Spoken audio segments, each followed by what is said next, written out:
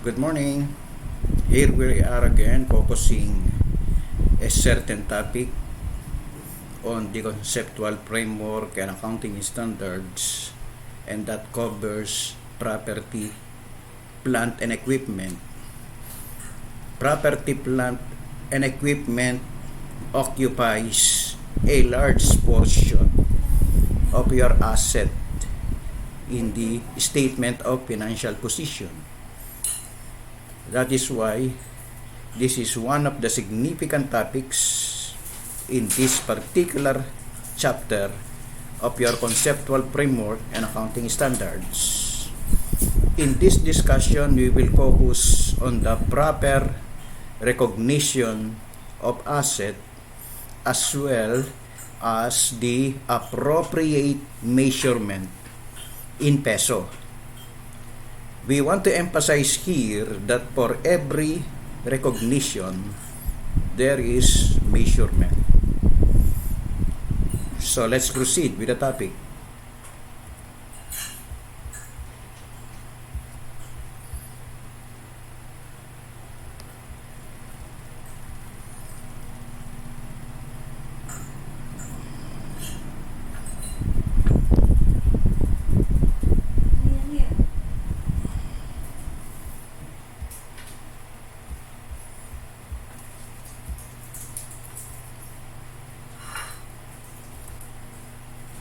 So property, plant and equipment is defined as those tangible assets that are held for use in production or supply of goods or services, for rental to others, or for administrative purposes, and are expected to be used for more than one period. So let's explain this definition in detail. When you say tangible assets, it can be seen by the naked eye and it can be touched. That is why property, plant and equipment are tangible assets, because it refers to land, building, machines, equipment and furnitures. That is tangible assets. When we say held for use in production or supply of goods or services, production refers to a manufacturing company. Your property, plant and equipment is considered as asset if this can be used in production, in manufacturing the goods that you are selling. In the same manner, if your business is a service-oriented business, your property, plant and equipment should be used to produce high-quality services to clients. In some instances, the company owns property which is being rented to others. It is for rental or for lease. In such a case, the company earned extra income out of that property. These assets should be used for administrative purposes. Of course, you have your own office which is being used to man the day-to-day operations of your business. Your office, your administrative office, is being used to give benefits to your company in terms of monitoring, management, or administration. And your assets are expected to be used for more than one period or more than 1 year. Your asset is there to give benefits, and that benefits should last for more than 1 year. So that is the definition of property, plant, and equipment. So let's have some examples. So here are the examples provided in your textbook regarding property, plant, and equipment. The first example is land.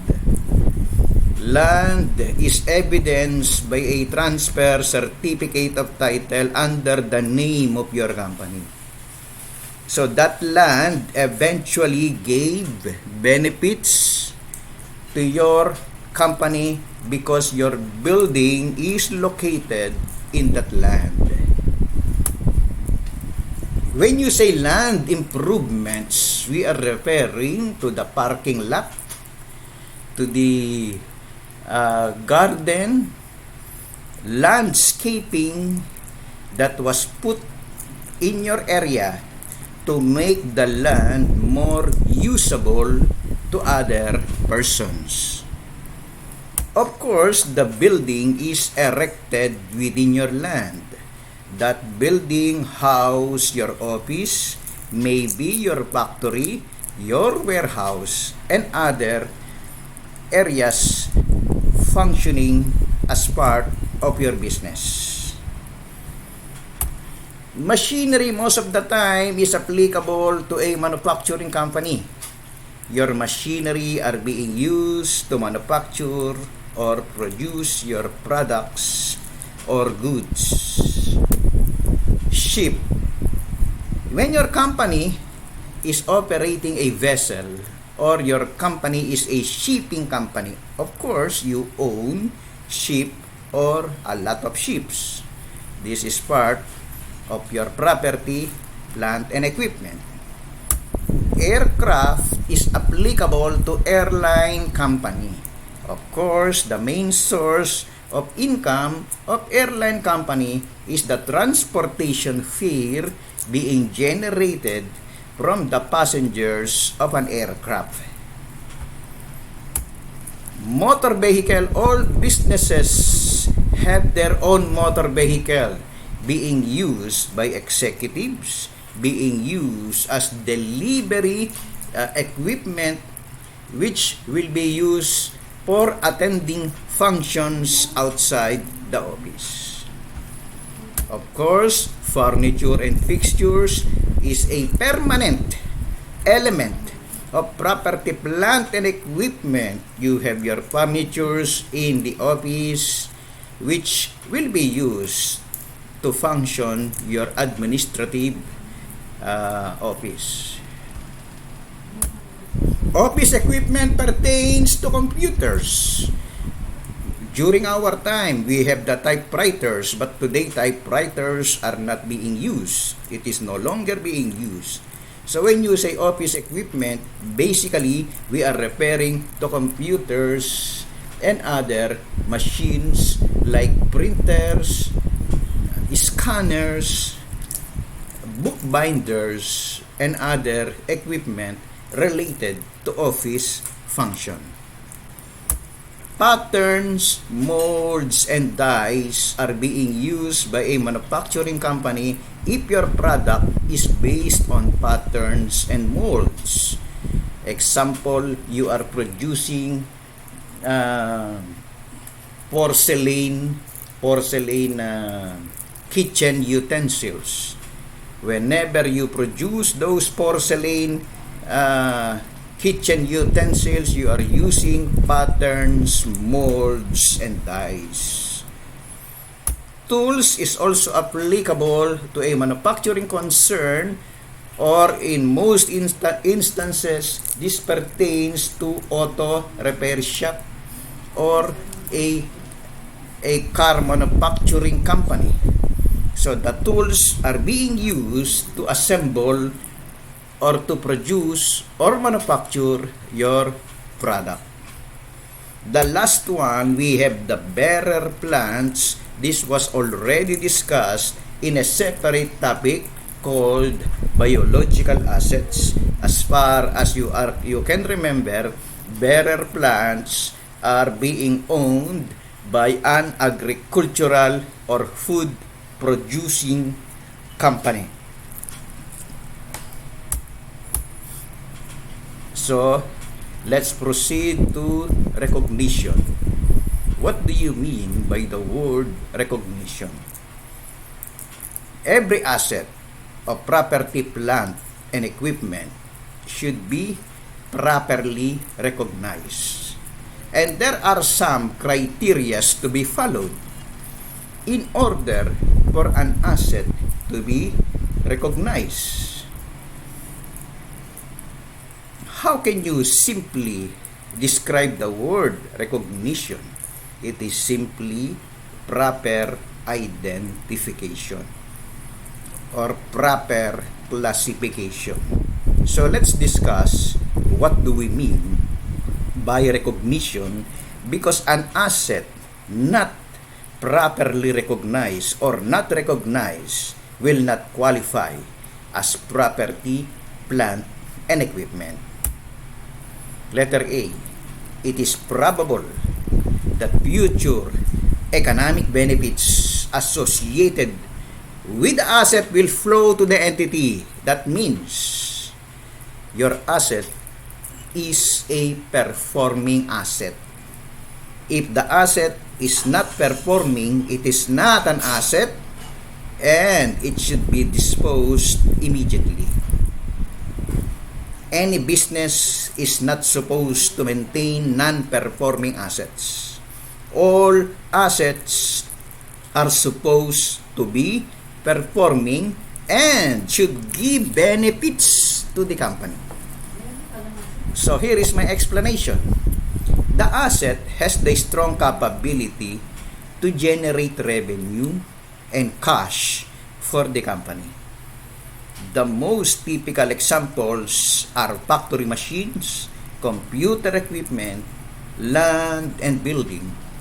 Factory machines give benefits to the company because it is being used to produce your products, which is being sold to the consumers. Without factory machines, how can you produce products?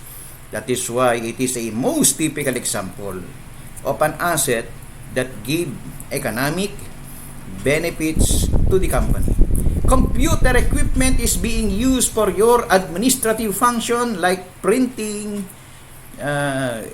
sending email messages, using the internet for research. So without computer equipment, you cannot function as a business. So computer equipment naturally, essentially gave economic benefits to the company. Of course, everybody understands that land and buildings are beneficial to the company because without land and buildings, where can you perform your business functions? Letter B. The cost of the asset can be reliably measured. You cannot recognize an asset if it is not measurable. When you say measurable, you can easily determine the peso equivalent amount of that asset. An asset without an equivalent peso amount is very difficult to recognize. Just imagine, how will you record an asset if there is no equivalent peso amount? So that is what we meant by asset can be reliably measured. So here is my explanation. If the asset was acquired for cash, measurement would not become an issue since the document themselves would provide the cost. You purchase an office machine. It is very easy to measure because the price or the cost itself is written in the sales invoice and official receipt.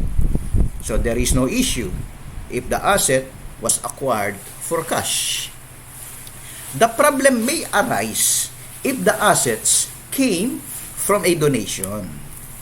We cannot avoid receiving donations. We may receive donations from outside parties or even from the owners or shareholders themselves. When a donation was made, we do not know how much is the peso equivalent. So the issue will now rise if we receive an asset through donation. So in this case, the company would be needing an independent appraiser to provide reasonable estimate for the cost of the asset. You yourself cannot determine the cost of the asset by just making a wild guess, or by just looking at the asset, or by just relying on your own perception. You have to ask assistance from an expert. Example, a certain machine that will be used in the factory was donated by one of the shareholders. How can you determine the value of that asset for purposes of measurement? So, in this case, you need an independent party to determine the value of that assets so that it can be properly measured. So, in asset, in order to be recognized, the first one, there should be economic benefits that would be given to the company. Number two, the asset should be measurable, meaning it has an equivalent peso amount. Next, measurement at recognition. As I have said, measurement means there should be an equivalent peso amount of that asset that you are supposed to record in your books of accounts. So assets shall be measured at cost, meaning it is the amount of cash or cash equivalent paid and the fair value of other consideration given to acquire an asset at the time of acquisition or construction. So let's explain. When you say measured at cost, it refers to the cash that you paid in acquiring the asset. But that is not enough in accordance with the standard. Let's take note of this word "and." Cash or cash equivalent paid. And what is that "and"? The fair value. Meaning to say the value or the cost of your asset, you are not supposed to rely on the cash that you paid. Every now and then, or ideally at the end of the year, you have to look for the fair value of that asset so that the corresponding amount reflected in your balance sheet should be updated. So it is very clear in the standard that asset shall be measured at cost. It is the amount of cash that you paid and the fair value of other consideration given to acquire an asset at the time of acquisition or construction. So here is my explanation. Measurement and recognition always goes hand in hand. If there is recognition, there is measurement. Remember that. The first thing that you will do is to recognize the asset. And secondly, you have to measure the value of the asset. So measurement and recognition goes hand in hand. If there is recognition, there is measurement. The latter refers to the peso amount of the asset to be reported in the financial statements. Because how will you report the asset if there is no measurement? It was emphasized in the above statement that measurement is based on cash paid and fair value. This means any change in fair value should be recognized aside from the original cost or cash paid. This is mostly applicable to land. The value of the land basically appreciates. So, in case of appreciation of the value of the land at the end of the year, you have to recognize that increase in the value of your land. So that is the fair value. In some instances, assets like machineries and equipment change as far as fair value is concerned at the end of the year. In that particular scenario, another adjusting entry should be prepared. So let's discuss the elements of cost, because this is the basis of our measurement of an asset. Letter A, purchase price including import duties and non-refundable purchase taxes after deducting trade discounts and rebates. Meaning, this should be included in the cost of your assets to be presented in the balance sheet. The purchase price, of course, should be the first one that should be included in the cost of your asset. Aside from the purchase price, you will include import duties in your taxation. It was clearly defined and discussed what do you mean by import duties. So if your asset was acquired outside the Philippines, it was imported from other countries. Once you bring in any type of goods in our country, you have to pay a certain amount of tax, and we call that import duties. Aside from import duties, you have to pay non-refundable purchase taxes. And these taxes are commonly known in our country as the value-added tax. Value-added tax is always there as an additional value in your asset or any item that you purchase. And then you have to deduct any trade discounts and rebates. When you purchase an asset, there are some instances that the seller will give discount. And that discount, according to the standard, should be deducted from the purchase price of your assets, and also any rebates. What do you mean by rebates?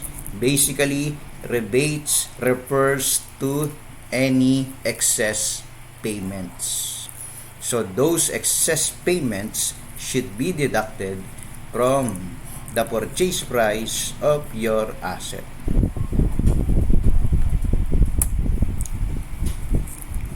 Letter B, cost directly attributable to bringing the asset to the location and condition necessary for it to be capable of operating in the manner intended by management. So this is the second item that should be included, just in case you have this in the cost of your asset, attributable to bringing the asset to the location.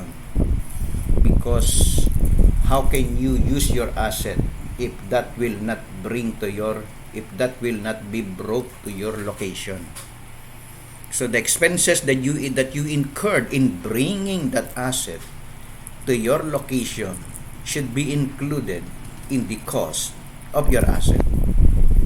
We have here the examples. Freight in, you know it already.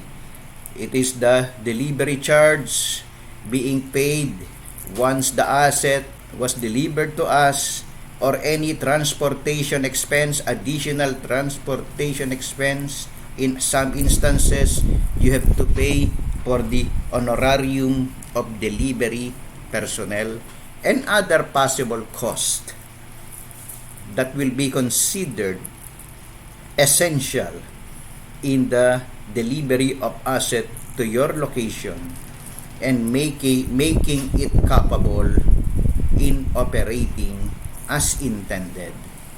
So that is the second consideration that we have to take note as part of the cost of your asset.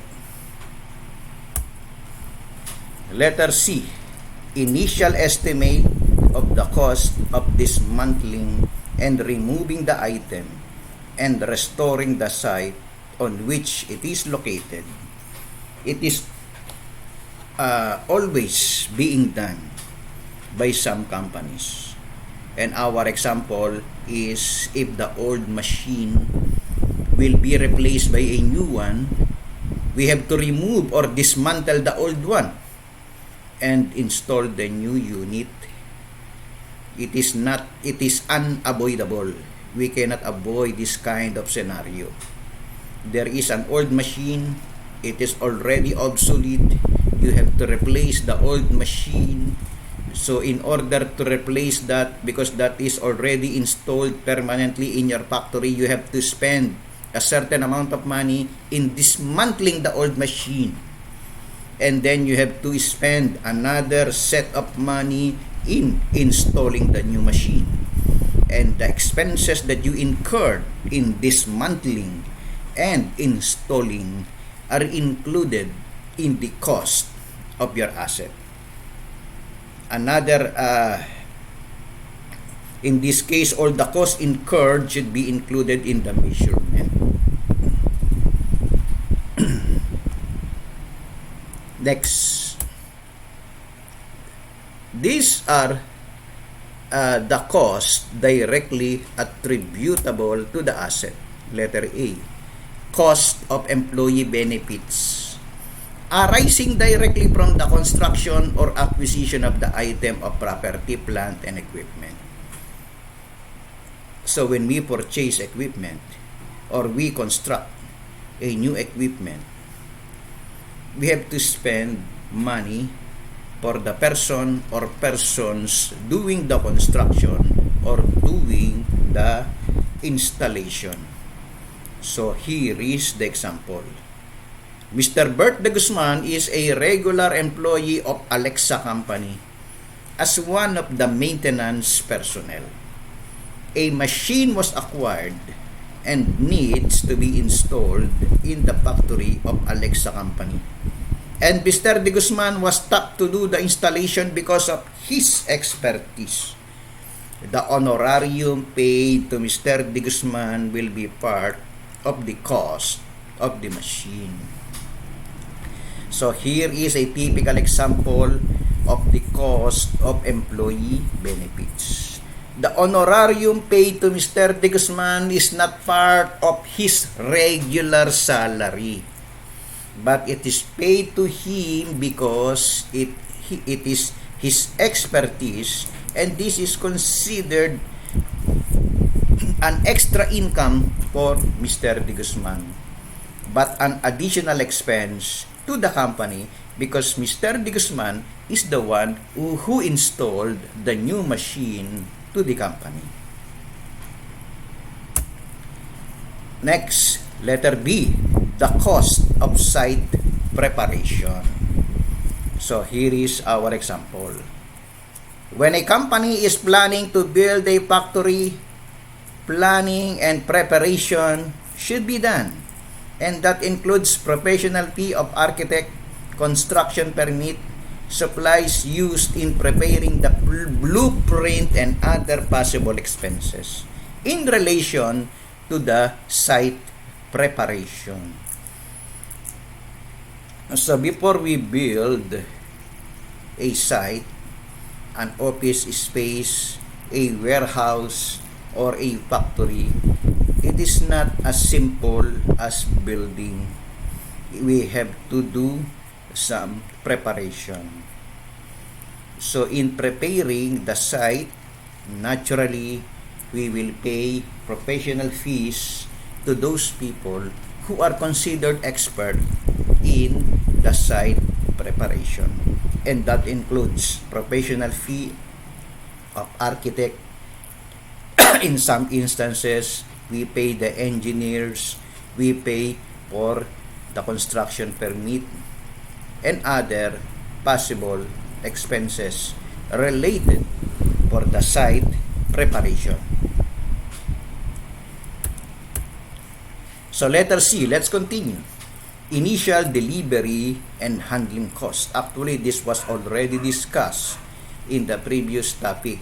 So this refers to freight in, transportation cost, and other related delivery cost. In some instances, cost of travel insurance is included in this cost. But it is very rare that some companies include travel insurance.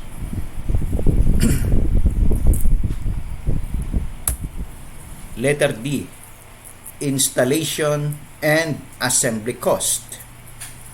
This was already discussed in the previous presentation. When you acquire a machine, equipment, or any other asset, you have to spend a certain amount of money for installation. And here is our example. This may include materials and labor costs that relates to installation. Factory machines, most of the time, need to be installed. So, we have to spend for the installation.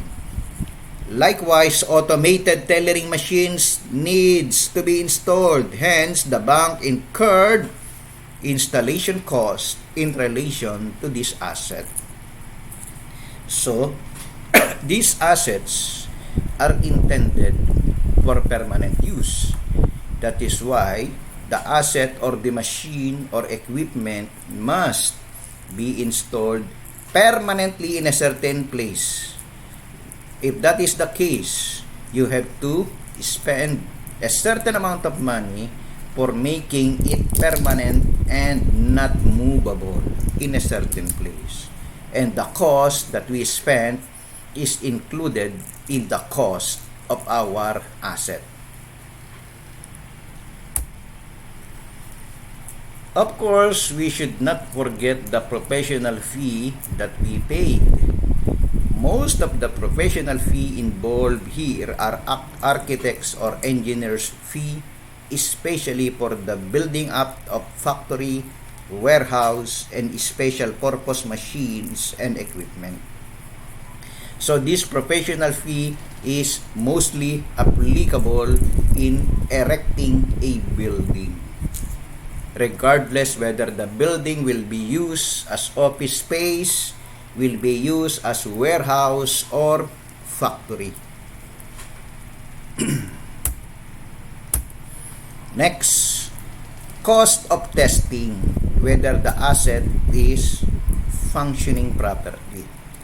Large machines, large equipment needs to be tested once it was installed in the place of business. This is to ensure that the asset will function properly as intended. So this testing is mostly applicable to newly built up machines or equipment. The fee that was paid to the personnel involved in testing, as well as the materials used, shall be included in the cost of the asset. Likewise, this is applicable to newly installed software or operating system, wherein the fee paid to the IT professionals and the materials used are part of the cost of the asset. But however, software are not applicable in this topic because they are considered intangible asset. Nobody will allow a machine installed in your business which is not functioning properly. You have to do a lot of testing. In some instances, or in most instances, you have to spend a lot of money just for the testing. You will spend not only for the personnel involved doing the testing, you will use some materials in testing the machine, and all the expenses incurred in testing should form part of your asset. So these are the costs not qualifying for recognition. Meaning to say, if you incurred this cost, if you incurred this amount of money, you are not supposed to recognize this as part of the cost of your asset. In simple words, these items are excluded from the cost of your asset. These items should be classified as expenses. Number 1, cost of opening a new facility. What do you mean by new facility? This refers to expenses incurred in starting up a new equipment. When you acquired a new equipment, the initial start-up may cost a certain amount of money on the part of the company. Starting up, that is the initial operation of the equipment. You have to pay a certain amount of money for the person who is an expert in starting up the new equipment. And the amount that you pay to that person is not part of the cost of your asset. It is more of an expense because the asset or the machine or the equipment is already there. It is already installed. It is ready to operate. You will just start the machine. So any cost that you incurred is not part of the cost of the asset. Another cost in the inauguration of a new building or a new site. You erected a building. You spent a lot of money in constructing the building or new site. So the building was finished. It is to be inaugurated. You invited politicians. You invited clients and other prominent people in the inauguration of your building. The amount of expense that you incurred is not supposed to be part of your asset. It is classified as part of your operating expenses because the building was already finished. It was already there, ready for use. So any expenses in the inauguration is not part of the cost of the building. Next, cost of introducing a new product or service, including cost of advertising and promotion. This is not an asset. Everybody knows by using your common sense, advertising expense are not an asset. Examples are the cost of leaflets and brochures, amount paid to advertisers, etc. But somebody may say that how about advertising paid in advance?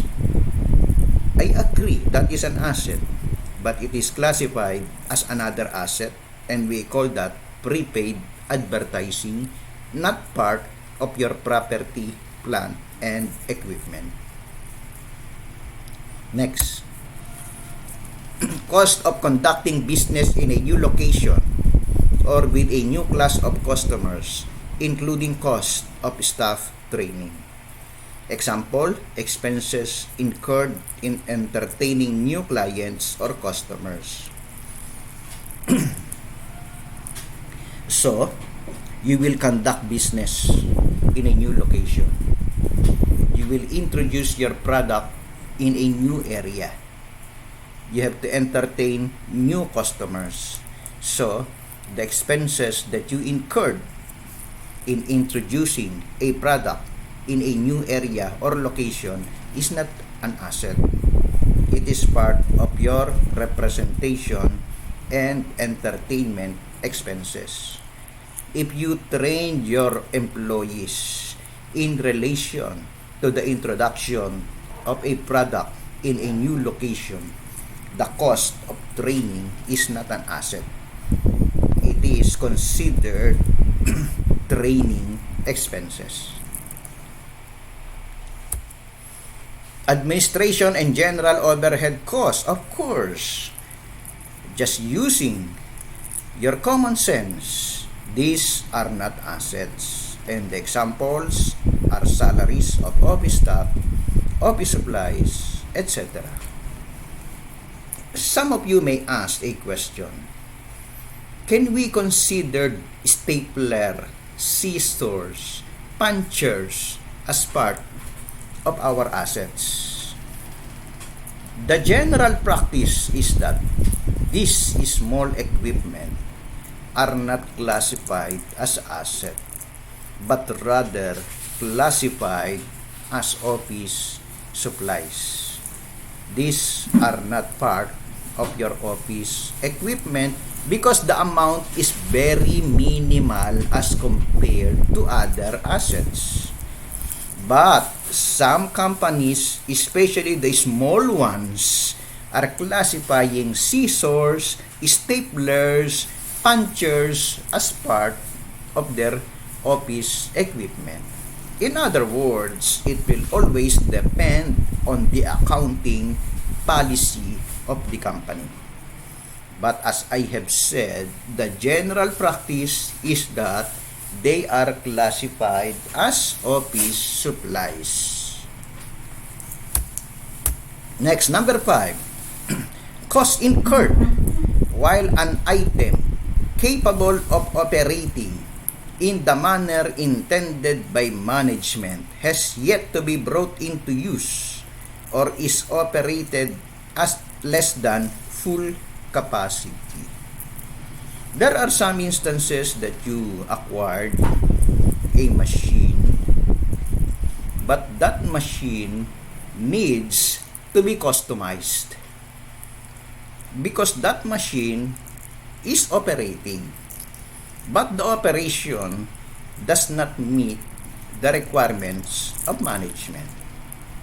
Example, a machine was duly developed by the company and yet it is not operating as expected. In order to make it fully operational, some expenses were incurred. These are not qualified as part of the cost of said asset. There may be some instances or scenario that the company itself develop a machine. The machine to be used in the factory should produce at least 1,000 units per day. Unfortunately, when it was operated, it only produces 800 units. In that case, the company may recalibrate the machine so that it may function as intended to meet the requirements of the company. Another example, there are some instances that a company acquired a machine from a certain supplier. The machine is really functioning, there is no defect, but it is not producing as expected. In that case, the company will do some calibration or they may customize the machine to make it functioning based on the expectations of management. Number 6, initial operating loss. We cannot avoid losses in business. Most of the time, we incur losses. When we acquired a machine, we may experience some errors. Remember, if you incurred errors, you incurred cost. And those costs that you incurred as a result of the errors are not part of the cost of your asset. Here is the example. In some instances, a newly acquired or a newly built-up machine may not operate as efficient as expected. The company may experience some errors while it is being operated. The cost incurred in such errors were not considered cost of the asset, but rather part of the company's overhead. Because the machine is already there, it is already functioning. It so happened that we are unfortunate that we experience errors, and the cost that we incurred in that errors are not part of the cost of our machines, equipment, or an asset. Next, cost of relocating or reorganizing part or all of an entity's operations. Example, the head office of Alexa Corporation was relocated from Makati to Bonifacio Global Center or BGC. All expenses incurred in such relocation is not supposed to be classified as part of asset, but rather would form part of the company's regular expenses. You may wonder why it is not included. Because transferring or relocating basically is part of your operations. And that expenses that you incurred, as long as it is part of operations, are not supposed to be classified as part of your asset. These were rather classified as expenses. So let's discuss measurement of asset after recognition. Here you can see that measurement is a continuing concern. Measurement is always a work in progress. There is no finish line as far as measurement is concerned. As long as the asset is there, you have to do some recognition to update the value of your asset.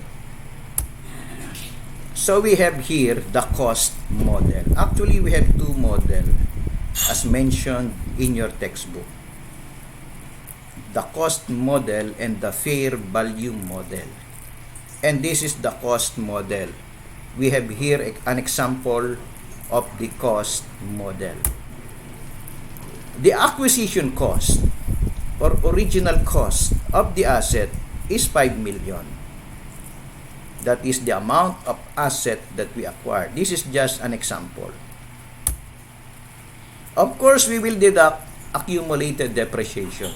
And our example is 250,000. Aside from the accumulated depreciation, you have to deduct allowance for impairment losses.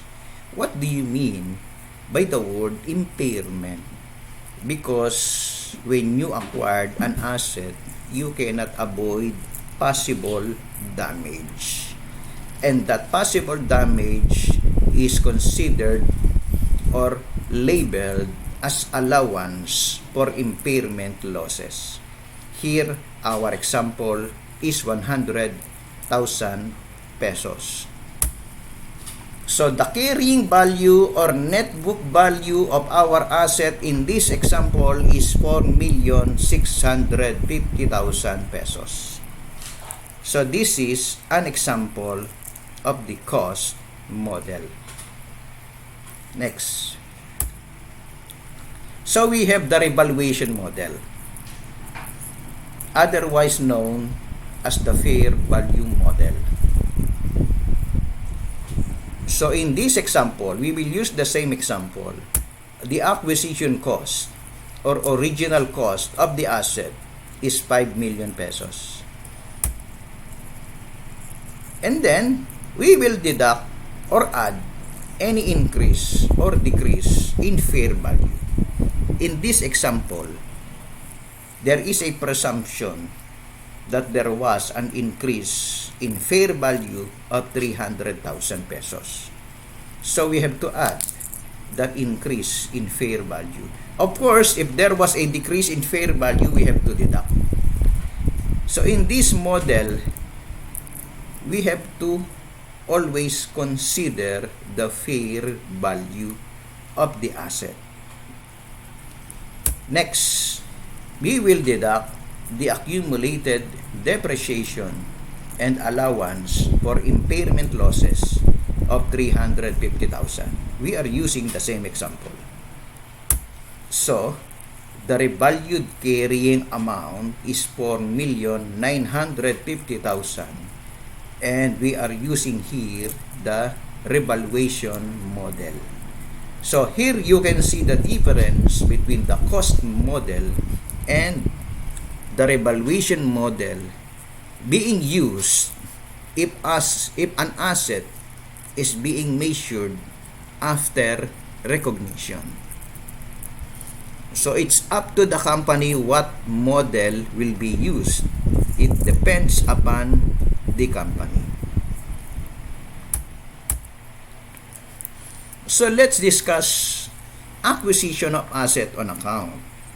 In some instances, we acquired asset on account, meaning payment will be made in the future.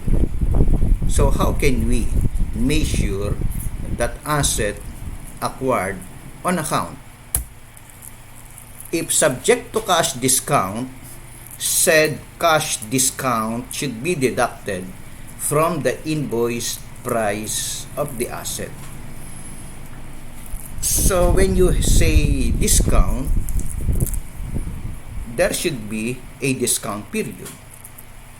So if we paid within the discount period, that means we availed of the discount. And any discount that was given to us by the supplier of the machine or equipment should be deducted from the cash price or the invoice price. The reason behind in this principle is that reflected amount of asset in the balance sheet should be the actual cash outlay of the company.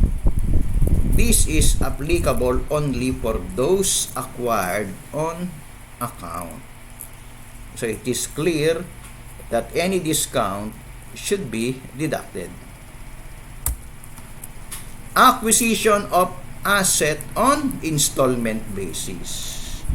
Just like acquisition on account, we cannot avoid acquisition of asset on installment basis, especially if we have some problems on liquidity position. So we acquire asset on installment basis to make it easy for us for the payment. So if the asset was acquired on installment basis, the asset should be recorded at cash price and not on the installment price. So how can you differentiate cash price on the installment price? Cash price means the price of the asset if to be purchased for cash. Cash price is almost always lower than the installment price. Example, you are about to purchase a machine that costs 4 million pesos. 4 million pesos is the cash price. Meaning to say, if you will pay the machine today, the amount that you are going to pay is 4 million. But if you will purchase the asset on installment, the total price to be paid is 4,500,000 pesos. The installment price is always higher than the cash price because the buyer gave you an accommodation that you will pay the asset gradually. So, if the asset was acquired on installment basis, you are not supposed to use the installment price but rather use the cash price, which is almost always lower than the installment price.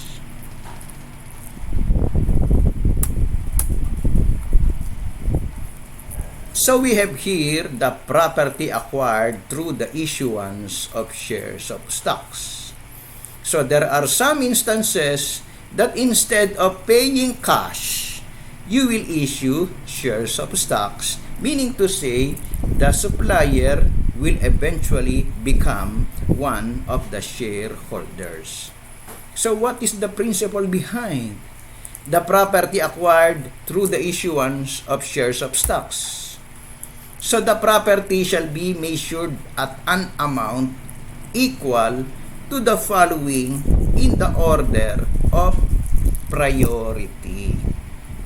What do you mean by priority? Whichever comes first.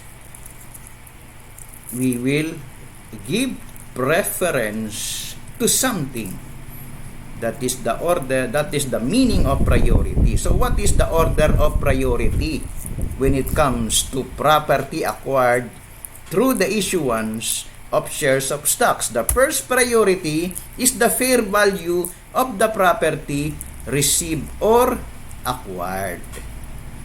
So when you acquired property, the first priority is the fair value, meaning if the fair value of the shares of stock is present and the par value is also there, you will give priority to the fair value of the property received or acquired. Everybody knows what do we mean by fair value. It is the fair market value of the asset at the time of purchase. And then, the second priority is the fair value of the share capital. The third priority is the par value or the stated value of the share capital. As a matter of review, par value is the amount of shares of stocks written in the stock certificate, while the stated value is the amount of shares of stock written in the articles of incorporation. So this is the explanation of that priority. This means if the fair value of the property acquired is available, the fair value will be used in recognizing the asset even if the fair value of the share capital is there, even if the par value or the stated value of the share capital is determinable. You will give priority to the fair value of the property received or acquired. Next, if the fair value of the property is not available, but the fair value of the share capital is determinable, then the fair value of the share capital is the measure of measurement even though the par value or the stated value of the share capital is there or determinable. And the last priority is if both the fair value of the asset and share capital is not determinable, then the par value or stated value of the share capital shall be used. So that is how we prioritize the measurement of an asset which was acquired through the issuance of shares of stock. Next, so the property was acquired and the payment of which is the issuance of bonds. So take note of the difference. The previous one is that the property was acquired. The payment that we use is the issuance of stocks, meaning to say the seller will become the one of the owners of the corporation. In this case, the amount that we paid is not cash, it is not the shares of stocks, but rather we issue bonds, meaning the seller will become one of our creditors. So what is the principle? Philippine Financial Reporting Standards number 9, paragraph 5.1.1 provides that the asset acquired through the issuance of bonds is measured in the following order or in the following priority. Again, we have priorities as compared with the issuance of shares of stocks. Number 1, fair value of bonds is the first priority. When we say fair value of bonds, it is the price of the bonds existing in the market. Fair value of the property acquired, that is the market value of the property at the time of the acquisition. And then face amount of bonds, meaning the amount written on the bond itself. So those are the order of priority in measuring the value of your asset, payment of which is the issuance of bonds. So here is the explanation of the order of priority. Meaning, if the fair value of bonds is determinable, then that fair value of the bonds will be the basis of measurement, the basis of providing amount to the asset, even if the fair value of the property and the face amount of bonds are available. Meaning to say, the fair value of the bonds is there. The fair value of the property acquired is also there. The face amount of the bonds is also determinable. What will be your first choice? Your first choice should be the fair value of the bonds, not the fair value of the property and not the face amount of the bonds. So your first priority in providing the cost of your asset is the fair value of your bonds. If the fair value of bonds is not available, then the fair value of the property shall be the basis of measurement, even if the face amount of bonds is available. So in this scenario, there is no fair value of bonds, but you have the fair value of the property acquired. Also, you have the face amount of the bonds. What will be your choice? Your choice in providing value to your asset is the fair value of the property acquired. That is what we meant by the second priority. And then the last priority, if the fair value of bonds and the property acquired are not available, the face amount of bonds shall be the basis in measurement. Meaning, the fair value of the bonds is not there, the fair value of the property is not there, so we will choose the face amount of the bonds, meaning the amount written on the face of the bond itself.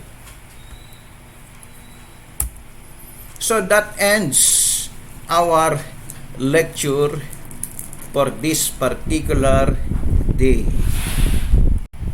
Wait for a minute. I have some announcements to everybody.